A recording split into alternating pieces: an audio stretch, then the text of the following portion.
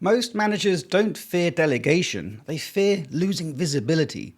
And that fear is usually a sign of missing structure, not a reason to try and stay involved in everything. And here's the fix, and it's counterintuitive. Before you hand anything off, you need to pass one test. State the outcome standard and the review trigger in a single sentence. The outcome standard is what good looks like when the task is done, and the review trigger is the specific condition that brings it back to you, whether that's a deadline, a threshold, or an exception.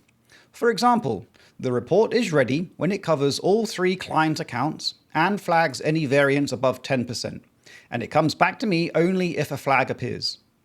If you can't write that sentence, the task isn't ready to delegate. Not because the person isn't capable, but because you haven't defined what you actually need. That's the structure that makes control possible without staying close to the work. There are 2 ways to stay informed once you've delegated. You can monitor activity, meaning what people are doing, or you can monitor outcomes, meaning what they are delivering. Activity monitoring feels like control. You're in every update, every thread, every check-in, but it pulls you back into the work and it doesn't scale. The moment you have more than a handful of people or tasks, you become the bottleneck. Outcome monitoring is different. You agree on the standard up front, you define when something needs to come back to you, and then you step back. You're not uninvolved, you're involved in the right things. And that's the shift most managers need to make, from watching the work to watching the result. And there are 2 tasks you shouldn't delegate yet.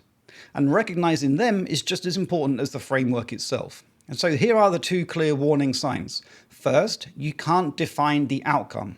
If you can't say what good looks like, you can't delegate it cleanly.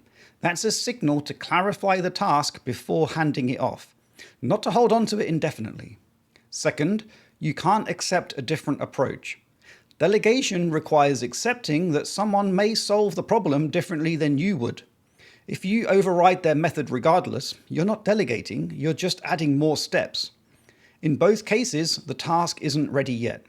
And that's useful information, so fix the definition or examine the control need, then delegate. If that was of value, subscribe to the channel for one real business question answered every video.